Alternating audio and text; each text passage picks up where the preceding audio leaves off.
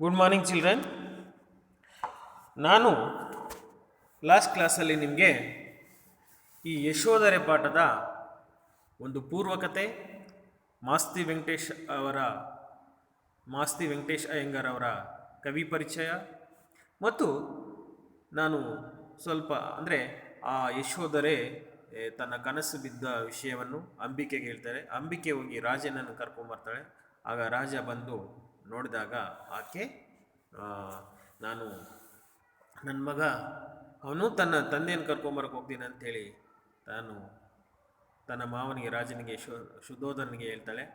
ಆಗ ನಮಸ್ಕರಿಸಿ ಹೇಳ್ತಾಳೆ, ನೋಡಿ, ಇಂದು ಇರಲಾಗುವುದು, ಇನ್ನೇನು ಮಾಡುವ, ನಿದ್ದೆಯಲ್ಲಿ ಮುಳುಗಲೆನ್ನುವ ಕನಸಿನ ಮಸಳೆ ಹಿಡಿಯುವುದೋ, ಇನ್ನೆನೆತು ತೊಳಲಬೇಕು ಎಂದು ಚೇತನಗಳೆಲ್ಲ ಭೀತಿಯಲ್ಲಿ ಕಲವು ಏನೆಗೆ ನನ್ನನ್ನು ಉದ್ಧರಿಸಬೇಕು, ಮಂಡಿಯೂರಿ ನಮಸ್ಕರಿಸುವಳು. ಆವಾಗ ಮಂಡಿಯೂರಿ ನಮಸ್ಕಾರ, ಇವತ್ತು ರಾತ್ರಿ ಆಗುವುದು, ಇನ್ಯಾವ ಕನಸು ಬೀಳುತ್ತೋ, ಇನ್ಯಾವ ಕನಸು ಆ ಕನಸಿನಲ್ಲಿ ಇನ್ನು ಮೊಸಳೆ ಹಿಡಿಯುತ್ತೋ, ಅಂದರೆ ಭೀತಿ ಹುಟ್ಟಿಸುತ್ತೋ, ಏನೇನು ನಾನು ತೊಳಲಬೇಕು ಅಂಥೇಳಿ ನನ್ನ ಚೇತನ ಅಂದರೆ ನನ್ನ ಶಕ್ತಿಯೆಲ್ಲ ಕುಂದಿ ಹೋಗಿದೆ, ನಾನು ಭಯ ಇದ್ದೀನಿ ಅಂತೇಳಿ ಅಲ್ಲಿ ಯಶೋಧರೆ ರಾಜ ಸುಧೋಧನಿಗೆ ಹೇಳ್ತಾಳೆ. ರಾಜ, ಹೇಳು ಅಮ್ಮಾಜಿ, ನಿನ್ನ ದುಃಖವ ನಾನು ಕಾಣೇನೆ, ಹೇಳಮ್ಮ. ಯಶೋಧರೆ ಎದ್ದು ಕುಳಿತುಕೊಳ್ಳುವಳು. ಆಗ ಎದ್ದೇಳಮ್ಮ, ಎದ್ದೇಳು, ನಾನು ನಿನ್ನ ದುಃಖ ನಾನು ಬಲ್ಲೆ ಅಂತ ಹೇಳ್ತಾಳೆ. ನೀ ಬಲ್ಲೆ ಹೇಳ್ತೆ, ನಿನ್ನಾಣ್ಮೆ ಸನ್ಯಾಸವನ್ನು ಸ್ವೀಕರಿಸಿಯನು ಎಂದು ನೀ ಹೋಗಿ ಆತನನ್ನು ನೋಡುದು ಸರಿಯಪ್ಪುದೇ? ನಿನಗೆ ಗೊತ್ತೇ ಇದೆ, ಆತ ಅಂದರೆ ನಿನ್ನ ಆಣ್ಮ ಅಂದರೆ ನಿನ್ನ ಯಜಮಾನ ಈಗ ಸನ್ಯಾಸವನ್ನು ಸ್ವೀಕರಿಸಿದ್ದಾನೆ ಆಲ್ರೆಡಿ. ಆದರೆ ನೀ ಹೋಗಿ ಆತನನ್ನು ನೋಡುದು ಸರಿಯಪ್ಪದು, ನೀನು ಆತನನ್ನು ಹೋಗಿ ನೋಡೋದು ಸರಿ ಕಾಣದು ಅಂತೇಳಿ ರಾಜ ಯಶೋಧರಿಗೆ ಬುದ್ಧಿ ಹೇಳ್ತಾನೆ. ಯಶೋಧರೆ, ಹೋಗಿ ಕೇಳುವೇನು, ಆದರೂ ಸಹ ಹೋಗಿ ನಾನು ಕೇಳ್ತೀನಿ ಅಂತ ಹೇಳ್ತಾರೆ ರಾಜ. ಸನ್ಯಾಸಿಯಾದವನು ಸತಿಯ ನೋಡುವ ಮಾತು ಸಂಪ್ರದಾಯಕ್ಕೆ ವಿರೋಧ. ನೋಡಿ, ಸನ್ಯಾಸಿಯಾದವನು ಸನ್ಯಾಸಿಯಾದವನು ಹೆಂಡತಿಯನ್ನು ನೋಡುವ ಮಾತು ಸಂಪ್ರದಾಯಕ್ಕೆ ವಿರೋಧವಾದದ್ದು ಅಂತೇಳಿ ರಾಜ ಹೇಳ್ತಾನೆ. ಇದು ಕ್ವಶನ್ ಇದೆ 1 ಮಾರ್ಕ್ಸಿಗೆ. ಯಶೋಧರೆ, ಆಗ ಯಶೋಧರೆ ತನ್ನ ಮಾತನ್ನು ಮುಂದುವರಿಸಿ ಹೇಳ್ತಾಳೆ, ಪೂರ್ವದಲ್ಲಿ ಅಂದರೆ ಇಂದಿನ ಕಾಲದಲ್ಲಿ ಪೂರ್ವದಲ್ಲಿ ಗಾರ್ಗಿ ಎಂಬ ಒಬ್ಬ ಹೆಣ್ಣು ಸನ್ಯಾಸದಲ್ಲಿ ತನ್ನ ಪತಿಯೊಡನೆ ಕಾನನಕ್ಕೆ ತೆರಳಿದಳು ಎಂದು ಕೇಳಿಯನು. ನಾನಂತೆ ಸನ್ಯಾಸವನ್ನು ಕೊಂಡು ಪತಿಯಡಿಗೆ ಸಾರಿದರೆ, ಅಂದರೆ ಹಿಂದಿನ ಕಾಲದಲ್ಲಿ ಆ ಗಾರ್ಗಿ ಎಂಬ ವ್ಯಕ್ತಿ ಅಥವಾ ಅವಳು ಸನ್ಯಾಸದಲ್ಲಿ ತನ್ನ ಗಂಡನೊಂದಿಗೆ ಕಾಡಿಗೆ ಹೋಗಿದ್ದಾಳೆ ಎಂಬ ಮಾತು ಕೇಳಿದ್ದೇನೆ.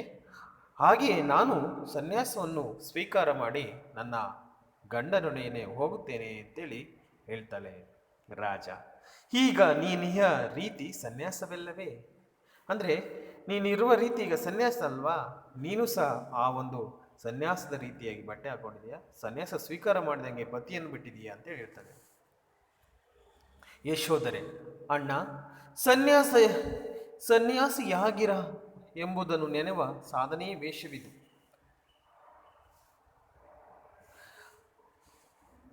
ಇಂದು ನಿಜದಲ್ಲಿ ನಾನು ಸನ್ಯಾಸವನ್ನು ಕೊಂಡು ಪತಿಯಡಿಗೆ ಸಾರಿದರೆ, ನೋಡಿ ಅಣ್ಣ, ಸನ್ಯಾಸಿಯಾಗಿರುವೆಂಬುದನ್ನು ನೆನೆವ ಸಾಧನೆಯೇ ವೇಷವಿದು. ಅಂದರೆ ನಾನು ಸನ್ಯಾಸಿ ವೇಷ ಹಾಕೊಂಡ ಹಾಗೇ ಇದೆ, ಯಾಕಂದರೆ ನನ್ನ ಗಂಡ ಇಲ್ಲ, ನಾನು ಒಬ್ಬಳೇ ಇರೋದ್ರಿಂದ ಈ ರೀತಿಯಾಗಿ ಸನ್ಯಾಸಿಯಾಗಿ ನಾನು ಇರಬೇಕಾಗಿರುವಂಥ ಒಂದು ವೇಷ ಆಗಿದೆ ನನ್ನ ಒಂದು ಜೀವನ ಅಂತೇಳಿ ಆಕೆ ಹೇಳ್ತಾಳೆ. ಆದರೆ ಇಂದು ನಿಜದಲ್ಲೇ ನಾನು ಸನ್ಯಾಸವನ್ನು ಕೊಂಡು ಪತಿಯಡಿಗೆ ಸಾರಿದರೆ, ನಿಜವಾಗಿ ನಾನು ಸನ್ಯಾಸವನ್ನು ಸ್ವೀಕಾರ ಮಾಡಿ ನನ್ನ ಗಂಡನ ಜೊತೆ ಹೋದರೆ ಹೇಗೆ ಅಂತೇಳಿ ಯಶೋಧರೆ ರಾಜನನ್ನು ಕೇಳ್ತಾನೆ. ರಾಜ, ಪತಿಯಡಿಗೆ ಸಾರುವರೆ ಸನ್ಯಾಸವನ್ನು ಕೊಳ್ಳಲು ಅದನ್ನು ಸನ್ಯಾಸವೆನೆದಂತೂ ಅಮ್ಮಾಜಿ. ಪತಿ ಜೊತೆ ಹೋದರೆ ಅದನ್ನು ಸನ್ಯಾಸ ಅಂತ ಹೇಳ್ತಾರ? ಸಂಸಾರ ಅಂತ ಹೇಳ್ತಾರೆ. ನೀನು ಪತಿಯೊಂದಿಗೆ ಇದ್ದರೆ ಸನ್ಯಾಸ ಅನ್ನಲ್ಲ, ಸಂಸಾರ ಅಂತ ಕರೀತಾರೆ. ಹಾಗಾಗಿ ನೀನು ಹೋಗುವುದು ಸನ್ಯಾಸ ಅಂದರೆ ನಿನ್ನ ಗಂಡನ ಜೊತೆಗೆ ಹೋಗೋದು ಎಷ್ಟು ಸರಿ ಅಂತೇಳಿ ರಾಜ ಯಶೋಧರೆ ಪ್ರಶ್ನೆ ಮಾಡ್ತಾನೆ. ಯಶೋಧರೆ, ನನಗೆ ಕವಿದಿರುವ ಮಂಕನ್ನು ನೆನೆಯೇ ನನಗೆ ನಗೆ ಬರುತ್ತಲಿದೆ, ಅಂತೆ ಅಳು ಬರುತ್ತಲಿದೆ. ಇನ್ನು ಏನು ಮಾಡುವುದು ತೋರುದು, ಎಂತು ನಡೆಯಲಿ? ನೀವೇ ಅಪ್ಪಣೆ ಮಾಡಿ ಅದರಂತೆ ನಡೆಯಬೇಕು. ನಾನು ನನ್ನ ಜೀವನವನ್ನು ನನ್ನ ಕವಿದಿರುವ ಒಂದು ಈ ಒಂದು ನನ್ನ ಮನಸ್ಸಿನ ಮಂಕನ್ನು ನೆನೆಸ್ಕೊಂಡ್ರೆ ಒಂದ್ಸರಿ ಮುಚ್ಚರಂತೆ ನಗು ಬರ್ತಿದೆ, ಅಳು ಬರ್ತಿದೆ. ಏನು ಮಾಡಬೇಕು ನನಗೆ ಗೊತ್ತಾಗ್ತಿಲ್ಲ. ಎಂತೂ ನಡೆಯಲಿ, ನೀವೇ ನನಗೆ ಆಜ್ಞೆ ಕೊಡಿ, ನೀವೇ ನನಗೆ ಆದೇಶ ಕೊಡಿ, ಅದರಂತೆ ನಡೀತೀನಿ ಅಂತೇಳಿ ಯಶೋಧರೆ ತನ್ನ ಮಾವ ರಾಜ ಸುಧೋಧನನ ಬಳಿ ಕೇಳ್ತಾಳೆ. ರಾಜ ಕುವರನಿಗೆ ಹೇಳಿ ಕಳಿಸುವ, ಅವನಿಷ್ಟವನ್ನು ತಿಳಿದು ಅದರಂತೆ ನಡೆಯುವ. ಕುವರನಿಗೆ ಹೇಳಿ ಕಳಿಸವ, ಅವನೇನು ಹೇಳ್ತಾನೆ ಅದರಂತೆ ನಾವು ನಡೆಯೋಣ ಅಂತೇಳಿ ರಾಜ ಹೇಳ್ತಾನೆ. ಯಶೋಧರೆ ಆಗ್ಬಹುದು, ಇಂದು ಬೇಹನು ಕಳಿಸು. ಆಗ ಆ ಗುಪ್ತಚರನು, ಬೇಹನು ಅಂದರೆ ಗುಪ್ತಚರನು, ಒಂದು ಸಹಾಯಕರನ್ನು ಕಳಿಸ್ತಾರೆ. ರಾಜ ಕಳುವೆನು, ಯಾರಲ್ಲಿ? ರಾಹುಲ. ತಾತ, ಅಣ್ಣನ ನೋಡಿ ಯಾರನ್ನು ಕಳಿವಿರಾ? ನಾ ಹೋಗಿ ಬರುವೆ, ನನ್ನನ್ನು ಕಳಿ. ತಾತ, ಅಣ್ಣನ್ನು ನೋಡಲಿಕ್ಕೆ ಅಂದರೆ ತಂದೆಯನ್ನು ನೋಡಲಿಕ್ಕೆ ನನ್ನನ್ನು ಕಳಿಸಿರಿ, ನಾನು ಹೋಗಿ ಬರ್ತೀನಿ ಅಂತೇಳಿ ಆ ರಾಹುಲ ಹೇಳ್ತಾನೆ. ಯಶೋಧರೆ ಅಣ್ಣಯ್ಯ ತನ್ನ ಮಗನಿಗೆ ಹೇಳ್ತಾನೆ, ಅಣ್ಣಯ್ಯ ಮೊದಲ ಬೇಹಿನ ಜನರು ಹೋಗಿ ಅವರ ಇಚ್ಛೆಯನ್ನು ತಿಳಿದು ಬರಲಿ. ಮೊದಲು ಬೇವುಗಾರರು ಗುಪ್ತಚರರು ಹೋಗಿ ಬರಲಿ, ಆಮೇಲೆ ನೀನು ಹೋಗುವಂತೆ ಅಂತೇಳಿ ಹೇಳ್ತಾಳೆ ಯಶೋಧರೆ. ರಾಹುಲ ಮತ್ತೆ ಹೋಗುವುದೆಂತೋ? ಮತ್ತೆ ನಾನೊಲ್ಲೆ, ನಾನು ಈಗಲೇ ಹೋಗ್ಬೇಕು, ನಿಮಗೇನು? ಅಣ್ಣನನ್ನು ನೋಡಿರಿ, ನಾನು ಇವಾಗಲೇ ಹೋಗ್ಬೇಕು, ನಾನು ಹೋಗ್ಬೇಕು, ನಿಮಗೇನು? ನೀವು ಆಲ್ರೆಡಿ ನನ್ನ ತಂದೆಯನ್ನು, ಅಣ್ಣನನ್ನು ನೋಡಿದಿರಿ. ನೋಡಬೇಕೆಂಬ ಆಸೆ ಅಷ್ಟು ಬಲವಾಗಿಲ್ಲ, ನಾನವರ ನೋಡಿಲ್ಲ. ಇನ್ನೆಷ್ಟು ದಿನಕ್ಕೆ ನೋಡುವುದು? ಇನ್ನೆಷ್ಟು ವರ್ಷಕ್ಕೆ ನಾನು ನೋಡುವುದು? ಸಾರಿ ಚಿಲ್ಡ್ರನ್, ಇನ್ನೆಷ್ಟು ದಿನಕ್ಕೆ ನೋಡುವುದು? ಅಮ್ಮಾಜಿ ನಿನಗೆ ಭಯ ಬೇಡಮ್ಮ, ನಾ ಮರಳಿ ಬರುವೇನಮ್ಮ, ನಿಜವಾಗಿ ಬಹೇನು, ನಿಜವಾಗೂ ಬರುವೇನು, ಅಲ್ಲಿಯೇ ನಿಲ್ಲೆನಮ್ಮ, ಅಲ್ಲಿಯೇ ನಿಲ್ಲೆನಮ್ಮ, ಅಲ್ಲೇ ಇರಲ್ಲಮ್ಮ, ಕಾಡಲ್ಲೇ ಇರಲ್ಲ, ನಾನು ಬರ್ತೀನಿ ವಾಪಸ್ಸು. ನನ್ನ ಕಳಿಸಮ್ಮ, ಅವರ ನಾ ಕರಿತರುವೇನು, ನನ್ನ ತಂದೆಯನ್ನು ಕರೆತರುವೆನು. ತಾತ ನನ್ನನ್ನು ಕಳಿಸು, ನಾ ಮರಳಿ ಬರುವೆನು. ಅಣ್ಣನನ್ನು ನೋಡಬೇಕೆಂಬ, ಅವರೊಡನಿದ್ದು ಮಾತನಾಡಬೇಕೆಂಬ ನನಗೆ ಆಸಿದೆ. ಅಣ್ಣನನ್ನು ನೋಡ್ಬೇಕಂತೇಳಿ, ಅವರೊತ್ತಿಗೆ ಅಂದರೆ ನನ್ನ ತಂದೆಯೊಂದಿಗೆ ಮಾತನಾಡಬೇಕೆಂಬ ಆಸೆ ಇದೆ, ಕಳಿಸಮ್ಮ ಅಂತೇಳಿ ತಾತನಿಗೆ ಅಮ್ಮನಿಗೆ ಆ ರಾಹುಲ ಬೇಡ್ಕೊಳ್ತಾನೆ. ರಾಜ ಇರಲಿ ಸುಮ್ಮನಿರಣ್ಣ.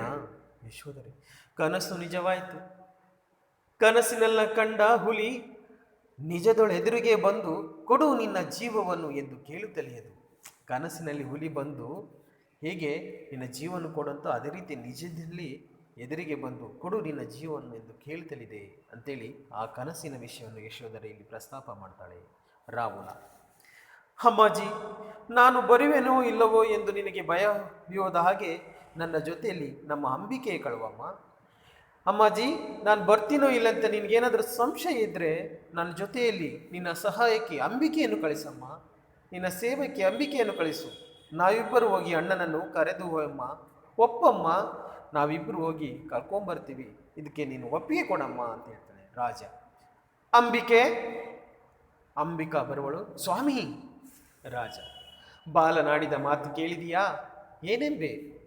ಅವನು ಚಿಕ್ಕವನು, ಆ ಬಾಲಕನು ಆಡಿದ ಮಾತನ್ನು ಕೇಳಿದೆಯಾ? ಏನಂತ ಹೇಳ್ತಿ ಈ ವಿಷಯಕ್ಕೆ? ಅಂಬಿಕಾ ಕೇಳಿದೆ ಅಮ್ಮಾಜಿ. ಭಯಪಡುತ್ತಿಲ್ಲ ಯಾರು, ತಾವರಿಯದೇನುಂಟು? ಅವನು ಭಯಪಡ್ತಿದ್ದಾನೆ ಅಣ್ಣನ ನೋಡ್ಬೇಕಂತೇಳಿ, ನಿಮಗೆ ಎಲ್ಲ ಗೊತ್ತಿದೆ. ರಾಜ ಅಮ್ಮಾಜಿ ಏನೆಂಬೆ? ಅಂಬಿಕೆಯ ಜೊತೆಯಲ್ಲಿ ರಾಹುಲನ್ನು ಕಳಿಸಲು ಧೈರ್ಯವಾಗಿರಬಹುದು. ಏನು ಹೇಳಿವೆ ಅಮ್ಮಾಜಿ? ಅಂಬಿಕೆಯ ಜೊತೆಗೆ ರಾಹುಲನ್ನು ಕಳಿಸ್ತಕ್ಕೆ ನಿಮಗೆ ಧೈರ್ಯ ಅಂತೇಳಿ ಆಗ ರಾಜ ಯಶೋಧರೆಯನ್ನು ಕೇಳ್ತಾನೆ. ಇದಕ್ಕೆ ನಿನ್ನ ಅಭಿಪ್ರಾಯ ಏನಂತೇಳಿ ಕೇಳಿದಾಗ ಯಶೋಧರೆ ಹೇಳ್ತಾಳೆ, ನನಗೆ ಯಾವುದೋ ತೋಚದಿದೆ, ಯಾವುದು ತೋಚದಿಲ್ಲ, ನನಗೇನು ಗೊತ್ತಾಗ್ತಾ ಇಲ್ಲ. ಅವರ ನೋಡುವ ಪುಣ್ಯ ನನ್ನ ಈ ಕಣ್ಗಳಿಗೆ ಇರುವುದೋ ಇಲ್ಲವೋ ನಾನು ಅರಿಯೇ. ಅವರನ್ನು ನೋಡುವ ಅಂದರೆ ನನ್ನ ಗಂಡನನ್ನು ನೋಡುವ ಪುಣ್ಯ ನನ್ನ ಕಣ್ಣುಗಳಿಗೆ ಇರಿದೆಯೋ ಇಲ್ಲವೋ ಗೊತ್ತಿಲ್ಲ. ಬಾಲಕನು ತನ್ನ ತಂದೆಯ ನೋಡಬೇಕೆಂದು ಆಶಿಸಲು ಬೇಡವೆನ್ನುವುದು ಸರಿಯೇ ಎಂದು ಅಂತರ್ಯ ಸಂದೇಹದೊಳಗಿಯದು. ಅಂದರೆ ಆ ಬಾಲಕ ತನ್ನ ತಂದೆಯನ್ನು ನೋಡ್ತಾನಂದರೆ ಅದನ್ನು ಬೇಡ ಅನ್ನಕ್ಕಾಗುತ್ತಾ? ನನಗೆ ನನ್ನ ಮನಸ್ಸಿನಲ್ಲಿ ಸಂದೇಹ ಇದೆ. ಕಳುವುದು ಸರಿ ಎಂದು ನಿಮಗೆ ತೋರಿದರೆ ಕಳಿಯಿರಿ, ಬೇಡವೇನು ನಾನು. ಕಳಿಸೋದಾದರೆ ಸರಿ ಅಂದರೆ ಕಳಿಸಿ, ನಿಮಗೆ ಇಷ್ಟ ಅಂತೇಳಿ ಹೇಳ್ತಾಳೆ. ಬೇಡ್ತೇನೆ ಕಳಿಸಿ ಅಂತ ಹೇಳ್ತಾಳೆ. ರಾಹುಲ ಅಮ್ಮ ಎಷ್ಟು ಒಳ್ಳೆಯವಳಮ್ಮ ನೀನು, ನೋಡಿ ನಿನಗೆ ಕಳಿಸುವುದು ಸರಿ ಅಂದ ತಕ್ಷಣ ಅವಾಗ ರಾಹುಲ್ ಹೇಳ್ತಾನೆ, ಅವೋ ನೀವೆಷ್ಟು ಒಳ್ಳೆಯವರಮ್ಮ ನೀವು. ಅಂಬಿಕೆ ನಡೆ ಹೋಗಿ ಅಣ್ಣನನ್ನು ಕರೆತರುವ. ತಾತ ನಾನು ಹೋಗಿ ಬರಲೇ? ಅಮ್ಮಾಜಿ ನಾ ಹೋಗಿ ಬರೇನಮ್ಮ. ಅವನು ಎಷ್ಟು ಖುಷಿ ಆಗುತ್ತೆ ತನ್ನ ಮಗನಿಗೆ ನೋಡಿ. ಅಮ್ಮ ನಾನು ಹೋಗಿ ಬರ್ತೀನಿ, ಅಣ್ಣನ ಕರೆ ತರ್ತೀನಿ, ನಾ ಹೋಗಿ ಬರ್ತೀನಮ್ಮ ಅಂತ ಹೇಳ್ತಾನೆ. ಯಶೋಧರೆ ಆಹಾ ಏನು ಉತ್ಸಾಹ ಇದು, ಅಪ್ಪಾಜಿ ಹೋಗಿ ಬಾ. ನೋಡಿ ಎಷ್ಟು ಉತ್ಸಾಹ ಇದು, ಅಪ್ಪಾಜಿ ಹೋಗಿ ಬಾ. ಅಣ್ಣಯ್ಯ ನನ್ನ ಮರೆಯದಿರಣ್ಣ, ನಿಮ್ಮ ಅಣ್ಣ ನಮ್ಮ ಮರೆತರು, ನನ್ನ ಬದುಕೆಲ್ಲ ಬದಲಾಯಿತು, ಅವರು ಬಿಟ್ಟಂತೆ ನೀನೆಲ್ಲ ಕೈ ಬಿಡಬೇಡ. ಯಶೋಧರ ಹೇಳ್ತಾರೆ ಹೋಗಿ ಬಾ, ನನ್ನ ಮರಿಬೇಡ, ನಿಮ್ಮ ಅಣ್ಣ ನಿಮ್ಮ ತಂದೆ ಮರ್ತಂಗೆ ನನ್ನನ್ನು ಬದುಕಬೇಡ, ಹೋಗಿ ಬಾ ಅಂತೇಳಿ, ಕೈ ಬಿಡಬೇಡ ಅಂತೇಳಿ ಯಶೋಧರೆ ತನ್ನ ಮಗನಿಗೆ ಹೇಳ್ತಾನೆ. ಹೋಗಿ ಬಾ, ಅಂಬಿಕೆ ಜೊತೆಯಲ್ಲಿರೋ, ನನ್ನ ಮರೆಯದಿರು. ಅಂಬಿಕೆಗೆ ಹೇಳ್ತಾಳೆ, ಅಂಬಿಕೆ ಜೊತೆಯಲ್ಲೇ ಇರು, ನನ್ನ ಮರೆಯದಿರು, ನೀನು ಸಹ ನನ್ನ ಮರೆಯದಿರು ಅಂತೇಳಿ ತನ್ನ ಸಹಾಯಕಿಗೆ ಯಾಕೆ ಯಶೋಧರೆ ಹೇಳ್ತಾಳೆ. ಅಂಬಿಕೆ ನನ್ನಾಣೆ ಮರಿವೆನೆ ತಾಯಿ, ನನ್ನಾಣೆ ಪ್ರಾಮಿಸ್, ನಿನ್ನ ಏನಾದರೂ ಮರೆಯೋದುಂಟೆ ಅಂತೇಳಿ ಆ ಅಂಬಿಕೆ ಯಶೋಧರೆಗೆ ಹೇಳ್ತಾರೆ. ಯಶೋಧರೆ ಮರೆತರೂ ತಪ್ಪಲ್ಲ, ಅದು ನನ್ನ ವಿಧಿ ಏನ್ಬೇ, ಮರೆತರೂ ಸಹ ನಾನೇನು ಅದನ್ನು ತಪ್ಪು ಅಂತ ಭಾವಿಸಲ್ಲ, ಅದು ನನ್ನ ವಿಧಿ ಅಂತೇಳಿ ತಿಳ್ಕೊಳ್ತೀನಿ. ಆಗ ರಾಜ ಹೇಳ್ತಾನೆ, ನಿನ್ನ ವಿಧಿ ಕೆಟ್ಟದೆಂದೆಣಿಸದಿರು ಅಮ್ಮಾಜಿ, ನಿನ್ನ ವಿಧಿ ಕೆಟ್ಟದೆಂತೇಳಿ ಭಾವಿಸದಿರು ಅಮ್ಮ. ನಿನ್ನ ಅರಸನೀಗ ಲೋಕಕ್ಕೆ ಪೂಜ್ಯನೆನಿಸಿಯನು, ನಿನ್ನ ರಾಜ ಈಗ ಇಡೀ ಪ್ರಪಂಚಕ್ಕೆ ಪೂಜ್ಯನ ಆಗಿದ್ದಾನೆ. ರಾಜ್ಯವಾಳುವುದೆಂಬ ಕಿರಿಯ ಹಿರಿಮೆಯನು, ಜಗದ ಜೀವಗಳ ಉದ್ಧರಿಪ ಹಿರಿಮೆಯನು ಹಳಬಟ್ಟು ರಾಜ ಅಧಿರಾಜ ವೃಂದಗಳಿಂದ ಓಲೈಸಿಕೊಳ್ಳುತ್ತಾ ಚಕ್ರಾಧಿಪತಿಯಂತೆ ನಿಂತಿಯನು. ಅವನು ಎಲ್ಲ ರಾಜರುಗಳಿಂದ ತುಂಬ ಒಳ್ಳೆಯ ಚಕ್ರಾಧಿಪತಿಯಂತೆ ಅವನು ನಿಂತಿದ್ದಾನೆ. ಏಕೆ ಚಿಂತಿಸುವೆ, ಏಕೆ ನೀನು ಚಿಂತೆ ಮಾಡ್ತಿದೀಯಾ? ಈ ಬಾಲಕನು ನಿನ್ನ ಈ 10 ವರ್ಷದ ತಪವೇ ಮೇಯವೆತ್ತು ನಿನ್ನಾಣ್ಮನನ್ನು ಕರೆತರುವ ಹೊರಟಿಯನು. ಈ ಬಾಲಕನು ನಿನ್ನ 10 ವರ್ಷದ ತಪಸ್ಸನ್ನು ಅದನ್ನು ಮೆಟ್ಟಿ ನಿಂತು ನಿನ್ನ ಗಂಡನನ್ನು ಕರೆತರಂತೆ ಹೊರಟಿದ್ದಾನೆ. ವಿಧಿಯರಿತು ನಡೆಯುವ ಹವನದಲ್ಲಿ ಉದ್ಗಾತೃಗಳು ಸ್ವರ ಹಿಡಿದು ಸೊಗಸಾಗಿ ನೀಡುವ ಶಕ್ತಿ ಮಂತ್ರದಿಂದ ದೇವರನ್ನು ತರುವಂತೆ ನಮ್ಮ ಬಾಲಕನು ನಮ್ಮ ಸಿದ್ಧಾರ್ಥನನ್ನು ಬಿಡದೆ ತಂದೆ ತಹನು. ಅಂದರೆ ಇಲ್ಲಿ ನೋಡಿ, ಉದ್ಗಾತೃಗಳಂದರೆ ಆ ಹವನದಲ್ಲಿ ಹೋಮ ಮಾಡ್ತಕ್ಕಂಥ ಒಂದು ಯಜ್ಞ ಮಾಡ್ತಕ್ಕಂಥ ಆ ಒಂದು ಋಷಿಗಳು ಹೇಗೆ ಸ್ವರ ಹಿಡಿದು ಸೊಗಸಾಗಿ ಮಂತ್ರವನ್ನು ಪಠಿಸ್ತಾರೆ, ಮಂತ್ರವನ್ನು ಪಠಿಸಿ ದೇವರನ್ನು ಕರೆತರುವಂತೆ ಅದೇ ರೀತಿಯಾಗಿ ನಮ್ಮ ಬಾಲಕನು ಸಿದ್ಧಾರ್ಥನನ್ನು ಬಿಡದೆ ತಂದೆ ತರ್ತಾನೆ ಅಂತೇಳಿ ಆಗ ರಾಜ ಹೇಳ್ತಾನೆ. ಬಾ ನನ್ನ ಅಣ್ಣಯ್ಯ, ತಾಯಿಗೆ ಅಭಿವಂದಿಸು. ಬಾ ಬಾಲಕ, ನಿನ್ನ ತಾಯಿ ಆಶೀರ್ವಾದ ತೆಗೆದುಕೋ. ಬಹು ಹಿರಿಯ ಜೀವವಯ್ಯ ನಿನ್ನ ತಾಯಿಯದು, ತುಂಬ ಹಿರಿಯ ಜೀವ ನಿನ್ನ ತಾಯಿಯದ್ದು. ಬಹು ಹಿರಿಯ ತಪ ಪುಣ್ಯ, ನಿಮ್ಮ ಪುಣ್ಯವಾದಂಥ ಒಂದು ಆಶೀರ್ವಾದ ತಗೋ ತಾಯಿದು. ಬೀಳ್ಕೊಳ್ಳುವ ಮೊದಲಲ್ಲಿ ಹರಕೆಯನ್ನು ಕೊಳ್ಳು. ನೀನು ಹೋಗ್ತಕ್ಕಂಥ ಸಂದರ್ಭದಲ್ಲಿ ನಿಮ್ಮ ತಾಯಿಯ ಒಂದು ಆಶೀರ್ವಾದವನ್ನು ತೆಗೆದುಕೋ. ಇಲ್ಲಿ ಬಾ, ಒಮ್ಮೆ ವಂದಿಸು. ಬಾ, ಕೈ ಮುಗಿ. ತಾಯಿ ತಂದೆಗಳ ಪುಣ್ಯ ನಿನ್ನ ಫಲಿಸಲಿ, ತಾಯಿ ತಂದೆಗಳ ಪುಣ್ಯ ನಿನಗೆ ಫಲಿಸಲಿ. ಸಿದ್ಧಾರ್ಥನನ್ನು ಕರೆತರುವ ಕಾರ್ಯದಲ್ಲಿ ನೀನು ಸಿದ್ಧಾರ್ಥನಪ್ಪಂತೆ ದೇವರ್ಕಳೆಸಗಲಿ. ಹೇಗೆ ಸಿದ್ಧಾರ್ಥನ ಕರೆತರತಕ್ಕೆ ಹೋಗ್ತಿದೆಯಾ, ನಿನ್ನ ಕಾರ್ಯ ಸಫಲವಾಗಲಿ ಅಂತೇಳಿ ಆಗ ರಾಜ ತನ್ನ ಮೊಮ್ಮಗ ರಾಹುಲನಿಗೆ ಹೇಳ್ತಾನೆ. ಆಗ ರಾಹುಲನು ಇವರಿಗೆ ನಮಿಸುವನು. ಆಗ ತೆರೆ ಬಿಡುತ್ತೆ, ನಾಟಕ ಮುಗಿಯುತ್ತೆ. ಓಕೆ, ಇಲ್ಲಿಗೆ ಈ ನಾಟಕ ಮುಗಿಯುತ್ತೆ. ಧನ್ಯವಾದಗಳು ಚಿಲ್ಡ್ರನ್, ಧನ್ಯವಾದಗಳು.